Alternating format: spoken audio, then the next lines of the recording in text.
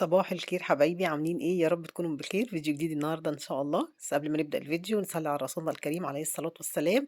وتاني حاجة نحط الاشياء بتاعتي والكومنتات الجميلة اللي دايما بتسعدني. تعالوا مع بعض النهارده، عندنا روتين حلو جدا هيعجبكم قوي. بصوا، هو روتين نشاطي كده، يعني هينشطكم كده ويخليكم تقوموا تتحركوا بإذن الله. يلا بينا بقى نشطب المطبخ النهارده عشان يبقى كده اخر يوم لينا في المطبخ. انا امبارح طبعا ما قدرتش اعمل حاجة، فقلت النهارده بقى بما اني انا بقيت يعني احسن شوية. الناس اللي حابة تطمن عليَّ، أنا لسه الحمد لله ما فكيتش السلك لحد دلوقتي، لسه باغيّر على الجرح. بس لسه عشان الجرح كان ملتهب شوية، أنا من النوع اللي جسمي يبقى في الجروح وكده بيلم بعد صعوبة شوية يعني. لإني في يومين ما أخدتش فيهم المضاد الحيوي، لإني كنت المضاد كان تاعبني أوي، فوقّفت وما كنتش أعرف. فالجرح التهب بقى وكده، فالحمد لله على كل حال، الحمد لله يا حبايب قلبي. النهارده بقى هنغسل شوية المواعين دول كده هنشطّب مع بعض بقية المطبخ بإذن الله. هنعمل شوية حاجات كده إيه، يعني عايزاكِ بقى تقومي تتحمّسي معايا. الناس اللي لسه ما ابتدأتش عشان نبدأ نفرش حاجة رمضان مع بعض بإذن الله. خلاص أنا كده يعتبر المطبخ طالما خلص معايا، الشقة بالنسبة لي ولا أي حاجة خالص. طبعًا عملت معاكم الreception برّه، فاضل نُصّه بس اللي هو الجزء بتاع السفرة. وأوضة النوم، يعني بُص كل ده إن شاء الله في 3، 4 أيام نكون خلّصنا كل حاجة. بحيث نعمل براحتنا وما حدش بيجري ورانا زي ما قُلت لكم. علشان بعد كده نبدأ نحط مع بعض فرش رمضان. بُصّوا بقى هنا ال ال الحم ال اسمها إيه، الحمّالات دي والّا اسمها إيه؟ دي لمّا وقع عليها السمنة، لمّا قُلت لكم إن أنا نمت وما حسيتش بالسمنة على النار، فلمّا نزلت عليهم لونهم مصفر، مش عارفة إيه السبب. حطيتهم في غسالة الأطباق برضه ما طلعوش. فجِبت بقى سلكة مواعين اللي هي العادية دي ودعكتها جامد لغاية ما طلع منّي. قُلت مرّة على مرّة هيبدأ إن هو إيه، يرجع معايا نضيف بإذن الله. هنا بس كده قُلت إيه، ألمّع البوتاجاز بسرعة كده، ما فيهوش حاجة أنا كنت عاملاه معاكم، بس أنا هالمّعه تلميعة كده بسيطة علشان نبدأ بقى نفتح الدرج اللي مليان كركبة. بُصّوا أكيد كُلّنا في بيوتنا عندنا أدراج كده مليانة كركبة، زي درج التوابل، درج يعني أي حاجة بتقومي آخداها ورامية في الدرج ويالّا. لكن لأ خلاص بقى، جِه وقت الترتيب بقى، يالّا بلاش هرجلة ونبدأ إن إحنا نرتّب حاجتنا عشان في رمضان نبقوا عارفين اللي إحنا محتاجينه ومش محتاجينه، زي ما أنتم شايفين كده. الدرج كلّه بقى وفي حاجات واقعة وفي ورق لوري واقع وفي حاجات أنا مش حاطة فيه توابل على فكرة. علشان لمّا كنت حاطة فيه كلّكم قلتوا لي: "يا جيجي بلاش عشان ده تحت البوتاجاز." فالتوابل فعلًا بتبوظ، في الصيف بالذات أكتر. فأنا مخلّياه بقى للحاجات اللي هي يعني بُصّوا المعالق والشوك والسكاكين وكل حاجة ممكن تتخيلوها. لكن التوابل زي ما أنتم شايفين أنا حاطاها هناك، كان ده درج التوابل أصلًا، بس بصراحة يعني حسّيت لمّا أنتم قلتوا لي بلاش يا جيجي في الصيف فعلًا كان بيبوظ. لإن البوتاجاز تحت يعني فوقيه على طول. آآ فاهمين إزاي يعني؟ فالمهم بقى هنا جِبت المكنسة والجاروف الجُمال دول، بُص باخلّيها بقى للحاجات اللي زي كده، للإدراج اللي أنا مثلًا بدل ما أشغّل المكنسة والمكنسة تفضل بقى تضيّق لي المكان، والمكان أصلًا ضيّق مش مناسب يعني.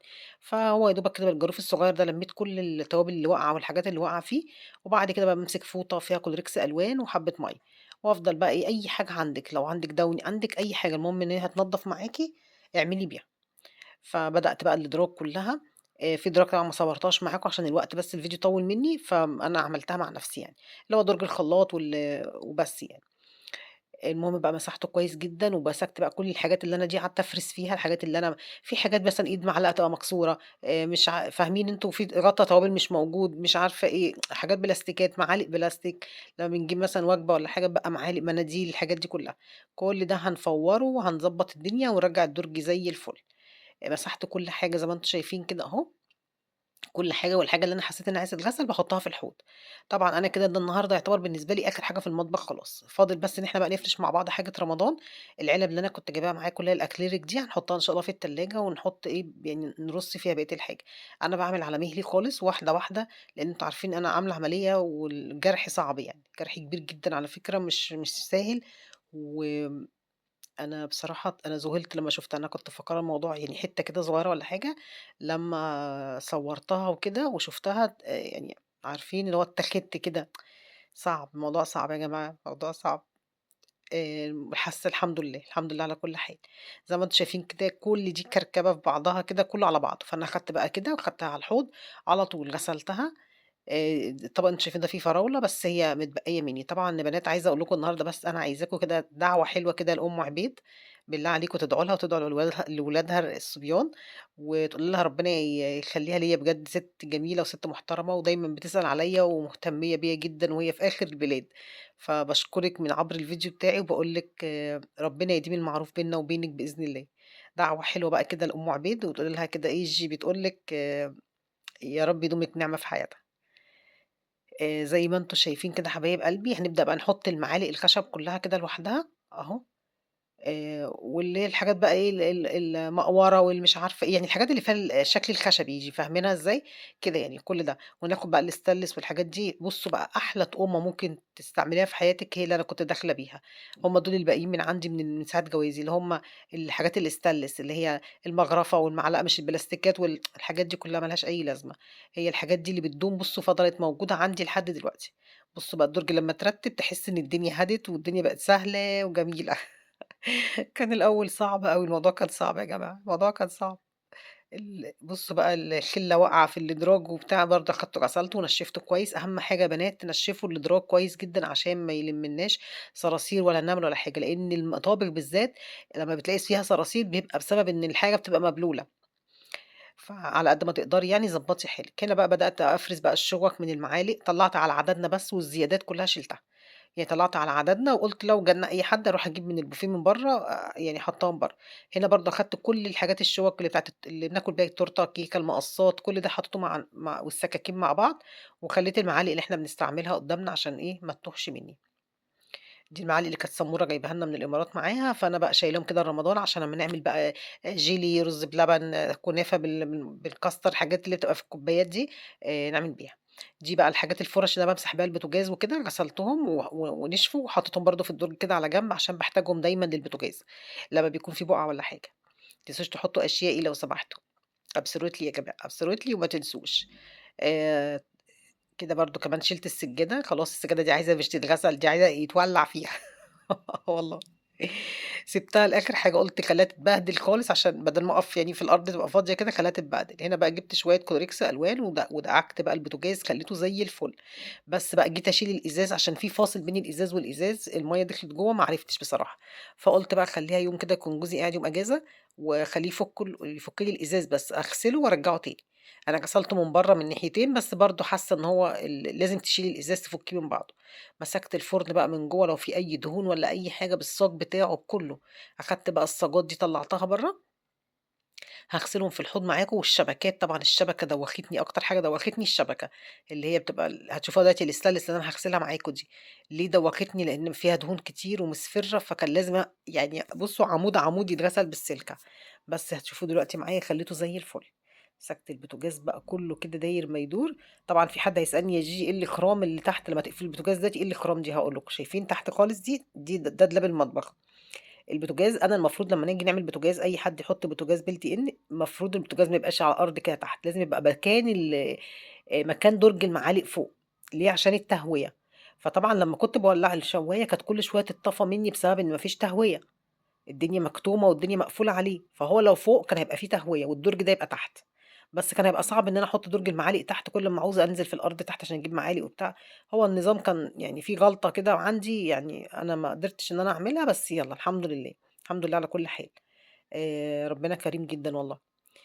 بُصّوا فعملت بقى جوزي جاب بصراحة جبنا البتاع اللي بيخرّم ده اسمه الشنيور والّا ما أعرفش اسمه الهيلتي والّا إيه، وخرّمنا الإخرام اللي أنتم شايفينها دي، وفتحنا الفرن كمان من جوّه طلعناه، وخرمنا الأرضية بتاعة الفرن كمان، عملنا خرام، بحيث إن أنتِ أمّا تولّعي الفرن الشواية ما تتطفاش منِّك، فاهماني إزاي؟ لمّا عملت كده فعلًا ضبّطت معايا الدنيا يعني. بوتاجازِك نوعه إيه يا جيجي؟ Kitchen line حلو حلو جدًا ما شاء الله، يعني لغاية دلوقتي الحمد لله ما اشتكيتش منه ولا حاجة، بس الشكوى منه اللي أنا كان المفروض يقول لي ما تحطّوهوش تحت كده في الأرضية، المفروض يطلع البوتاجاز زي الميكروويف كده يتحط فوق في أي حتة فوق عالية عشان التهوية، فأنا فتحت له بقى فتحات، فأنتم خدوا بالكم اللي هتيجي تركّب بوتاجاز زي بتاعي كده، لازم بقى ترفعيه لفوق ما ينزلش لتحت كده. فأنا بقى عملت الخرام اللي أنتم شايفينها دي كلّها تهوية علشان خاطر إيه، يضبّط الدنيا. طبعًا الإزاز عايز يتفك عشان خاطر يتغسل يعني الفاصل في بين الإزاز والإزاز يعني في فاضي جوّه، فلازم يتفك. بُصّوا كده أفُكُّه ما عرفتش أفُكُّه، فسِبته بقى. سِبته قُلت أحسن يتكسر منّي والّا حاجة يوم أجازة كده يوم جمعة والّا حاجة جوزي يبقى قاعد يقوم فاككه لي وأمسحه وأرجّعه تاني. بس يعني حدٍ ما خلّيته زي الفل.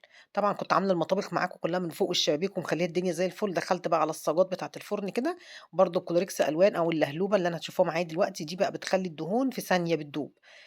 معايا اللهلوبة دي باجيبها من شركة my way جميلة جدًا، يعني بصراحة هي أحلى حاجة باستعملها من المَيّة اللهلوبة المنظف بتاع التلاجة، الاتنين أحلى من بعض. طبعًا ما لكوش دعوة بدماغي دماغي المفتوحة دي، اللي عاملة بُصّوا عاملة عِمّة فوق راسي من فوق، والله البتاعة دي بُصّوا طول النهار عايزة أهرش مكانها. ال الجرح طبعًا عشان يتلَم لازم يربطها من عند القورة كده عشان بتتفك عشان اللزق مش عايز يلزق على شعري، فكل أمّا آجي أغيّر غيار بقى أعمل الغيار بتاع تنضيف الجرح، ما أقولكوش بقى على شعري بيتقطّع، أنا شعري اتقطّع نُصّه والله العظيم، يعني الدكتور أصلًا شال لي نُصّه وطبعًا لمّا باجي أغيّر في البيت اللي بيغيّر لي في البيت على فكرة هو جوزي ما يعني غيّرت مرّة عند الدكتور وبقية الأيام هو بيغيّر لي في البيت، لإن الدكتور بيشد البلاستر على طول كده ويقطّع الشعر أكتر، فأنا هنا في البيت بنحاول على قد ما نقدر إن إحنا إن أنا يعني أبعد عن الشعر شوية، بيطلع الشعر بالبلاستر طبعًا يعني الحمد لله والله الحمد لله، وطبعًا مكان اللزق اللي على القورة ده طول النهار عمّالة عايزة أهرش بقى فيها، مضايقاني بقى اللزق نازل على قورتي عارفين هاقول لكم إيه بس هاقول لكم إيه، مش عارفة آخُد shower يا جماعة، مش عارفة أعمل أي حاجة، أفُك بس الجرح وأشوف الدكتور هيقول لي أحُط مَيّة والّا لأ، ونشوف الدنيا هتتضبّط إزاي. مسكت بقى الصاجات زي ما أنتم شايفين كده بُصّوا بلُبلُق يا جماعة، البوتاجاز بقى بلُبلُق، بلُبلُق، حبّة كلوريكس ألوان بُصّوا خلّى الدنيا مع اللهلوبة فُل يا شمعة منوّرة. طبعًا هنحُط الطاسة بقى بتاعتنا فيها زيت كده، فحاطّاها دايمًا كده في الفُرن عشان بنقلي فيها البطاطس وبعد كده بابقى أعملها. هنا بقى جيت ورا غسالة الأطباق طبعًا وراها بقى بُصّوا ما أقولكوش بقى لي كتير ما شِلتهاش، فهنشيلها من أيام الفار لو تفتكروا، أيام الفار بس اللي شِلتها. هنجيب بقى كده لو في أي حاجة واقعة بقى بيبقى في بقى بُصّوا فضلات أكل، شوية رُز على شوية مش عارفة إيه، حاجات بتجري منِّك كده. فكل ده هنطلّعه كده وهاجيب بقى الموب بتاعتي وهالمّع تحت بُصّوا خلّيت المطبخ فُلّة، فُلّة. ما خلّيتش حاجة فيه ما عملتهاش، يعني أنا كده على 3 أيام كنت خلّصته، واللي خلّاني عملته على 3 أيام إن أنا تعبانة بس، لكن لو غير كده أنا كنت والله عملته على طول، يعني الحمد لله. ربنا يا رب يدينا الصحة ويديكم الصحة بإذن الله، ويالّا قومي اتشجعي كده، طبعًا ده الغسالة كمان جبت لها برضه حطيت لها شوية كولوريكس كده ولمّعتها وخليتها فُلّة، فُلّة. لمّعت مكان الغسالة ورجّعتها تاني مكانها أهو، ولا كإن في حاجة حصلت وحاجتنا رجعت زي الفل. هنا بقى باحط كل الكُستارات بتاعتي اللي أنا باستعملها في المطبخ. دي الكوسترات اللي أنتم شايفينها دي وهاوريها لكم إن شاء الله في فيديو لوحده اللي كانت جايباه لي أم عبد الله، أم عبد الله كانت جايباها لي هاوريكم كمان البخور اللي كانت باعته لي، والكوباية اللي أنا وريتها لكم. باشكرِك يا أم عبد الله من عبر هذا الفيديو بتاعي. زي ما أنتم شايفين بقى كده جبت الفوطة بتاعتي الخشنة شوية دي كده عشان كان عندي شوية دهون على الدواليب. ده كمان مكان لا مؤاخذة يعني أعزكم الله الباسكت اللي أنا باحطه، فدايمًا الحتة دي بتبقى متسخة أكتر حاجة يعني. هنا بقى مسكت الدواليب بقى فضلت بقى أصبّن بقى وأدعك لو في أي دهون والّا أي حاجة لحد ما حسيت كده إن الدولاب بيزيّق، عارفين بيزيّق دي؟ ها، هي دي، هي دي اللحظة اللي أنتِ تحسّي فيها إن أنتِ أنجزتِ. بُصّي على فكرة أنتم ممكن ما تكونوش شايفين النُقط بتاعة البُقع، أنا اللي شايفاها أكتر، فعشان كده باقعد في الحتة كتير شوية.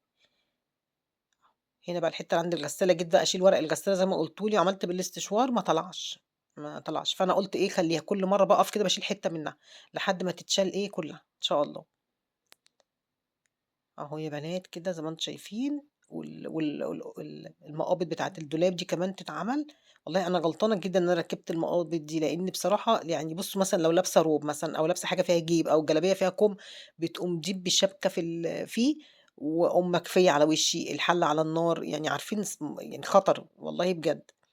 جيت بقى تحت بقى الوحدة اللي تحت الحوض اللي مليانة كركبة، اللي مليانة بقى حاجة المطبخ كلّها بقى بصراحة، البخور بقى والمُعطِّر والكلوريكس وحاجات الغسيل كل حاجة والفحم وكلّه، كل حاجة منظّفات للمطبخ أنا حاطاها هنا، لكن منظّفات الحمام أنا حاطاها في التربو بتاع الحمام، يعني في الوحدة بتاعتهم، لكن حاجة المطبخ صراحة يعني سايباها لوحدها، ما باحطش ده على ده عشان ما اتلخبطش، ولمّا آجي أنضّف المطبخ أفضل رايحة على الحمام ومن الحمام للمطبخ، لأ على إيه مش مستاهلة.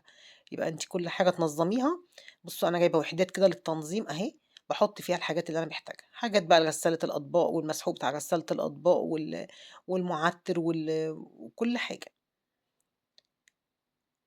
أهو زي ما أنتم شايفين والقطن ما بتكدبش يا جماعة، القطن ما بتكدبش، النضافة حلوة جدًا، في الآخر بقى خالص بتحسّي بانتعاش كده، بتحسّي إن أنتِ عملتِ حاجتِك بإيديكِ وبتخافي عليها بقى ومش عايزة حد يخُش المطبخ بقى، كل ما حد يخُش المطبخ أجري وراه، جوزي يعمل كوباية شاي أروح وراه.